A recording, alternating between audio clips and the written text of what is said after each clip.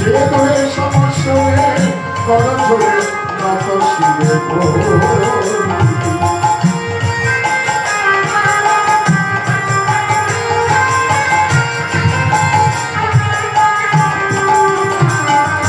বংশের যাতনা সইতে নারী বংশের যাতনা সইতে নারী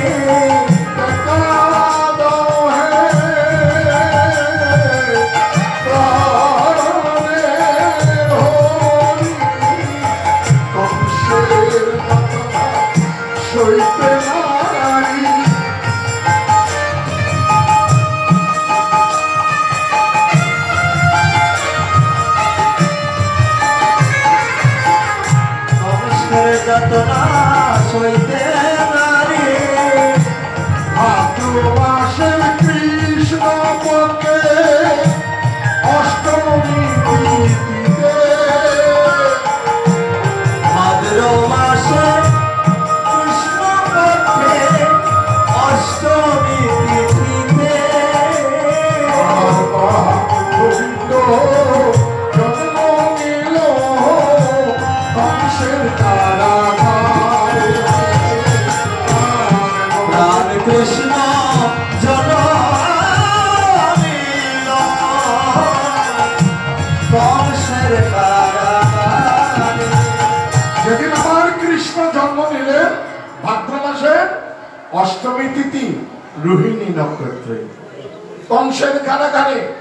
আজকের একই দশা হলো, কারাগারে কেউ ছিল না উলুধ্বনি করার। মায়েরা জানেন, পুত্রের জন্ম হলে 7 বার 5 বার দিতে হয়, আর মেয়ের জন্ম হলে 3 বার উলুধ্বনি করতে হয়, জানেন তো?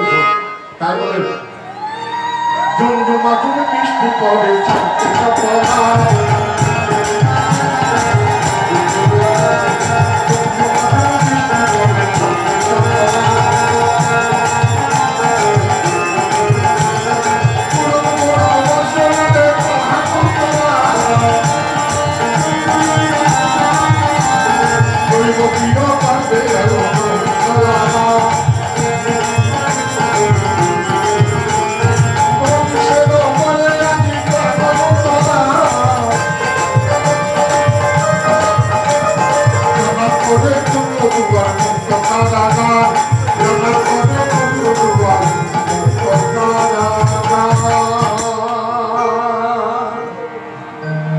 এমন সময় কেউ ছিল না উলুধ্বনি হরিধ্বনি দেওয়ার।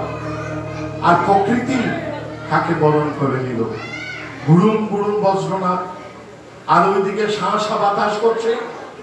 প্রকৃতি যেন তাকে বরণ করে নিয়েছে, ভগবান এসেছে। আর এমন সময় বলে ও মা বলে রে, ও মা বলে রে,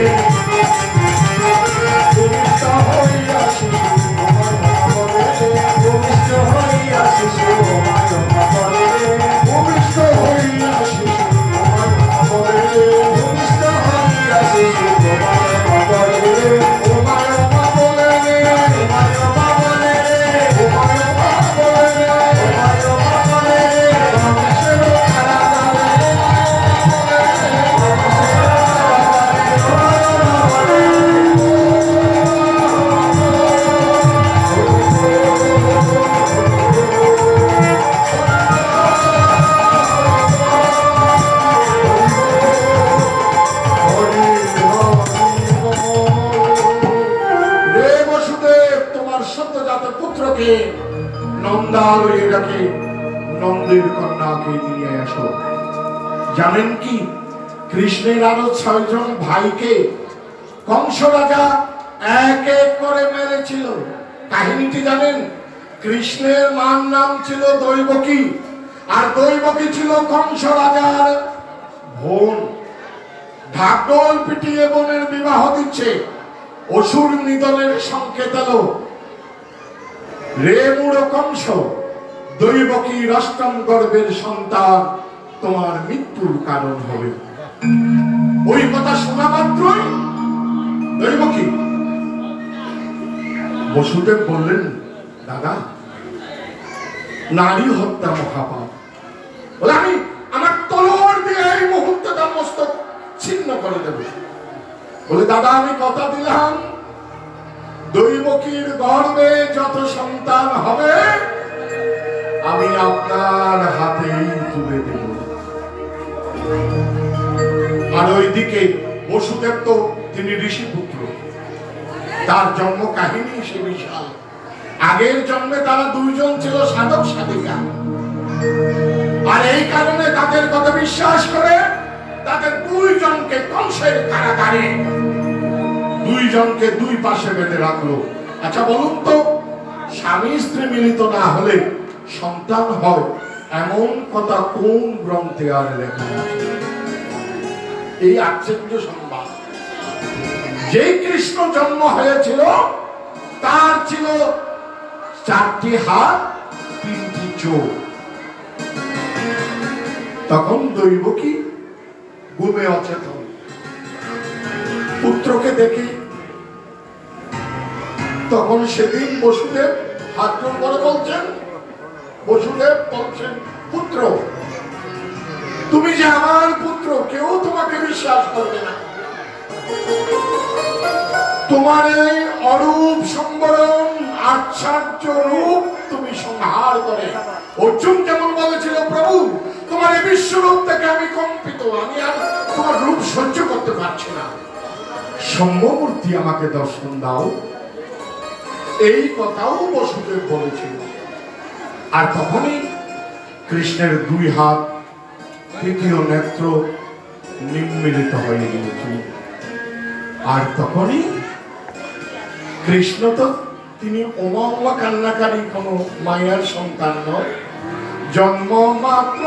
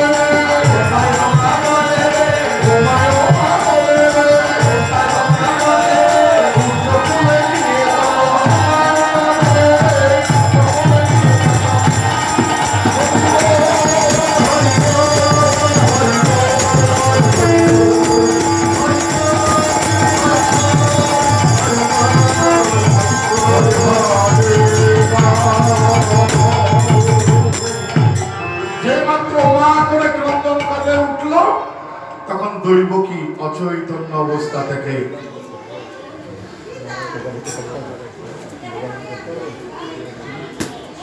সুধী মণ্ডলী আমাদের ভোগরাগ চলছে, আমরা কিছুক্ষণের মধ্যে ভোগারতিতে ঢুকবো।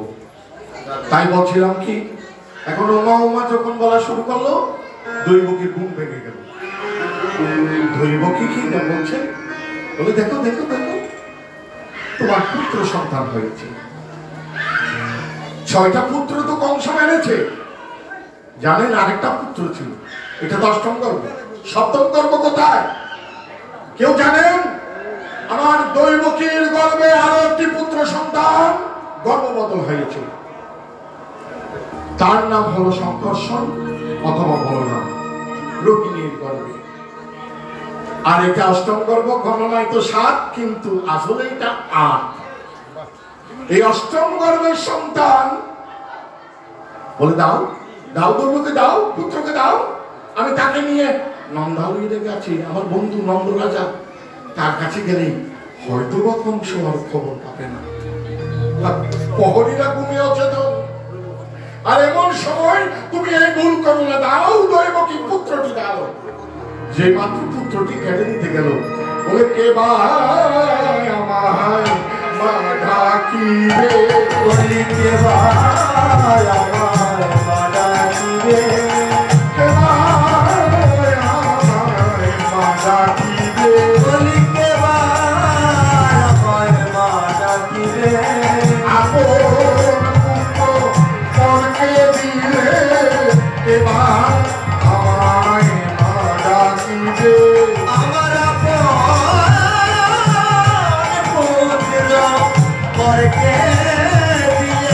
কে মায়া আমার মাডা দিবে নিজের পুত্র পাকে দিলে কে মায়া আমায় মাডা দিবে আমি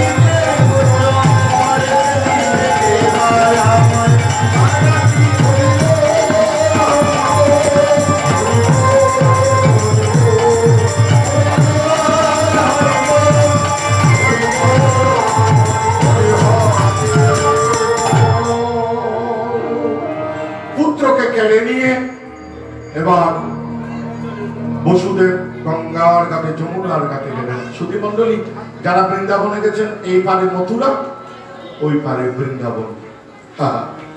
যারা দেখেছেন তখন তো ব্রিজ ছিল না, সাঁকো ছিল না, নদীতে হয়তো নৌকা ছিল, কিন্তু রাত্রিবেলা নৌকা কোথায় পাবে?